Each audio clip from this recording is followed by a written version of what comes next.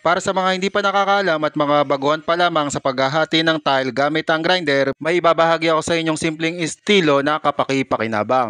Marami nang nakakaalam ng estilo na ito kaya aking ipapakita sa inyo para mas marami pa ang makaalam. Madalas kapag ito ang unang beses mo na maghahati ng tile gamit ang grinder, iniisip mo na idiretso ang paghahati. Ngunit yun ay magbubunga ng pagkabungi ng dulo ng tile. Ganito ang dapat nyong gawin, huwag nyo munang sasagarin ang pagbaon niyang grinder. Mag-iiwan kayo ng parteng nakakapit pa at kapag malapit na kayo dyan sa dulo, kailangan nyo munang markahan ng grinder ang inyong linya.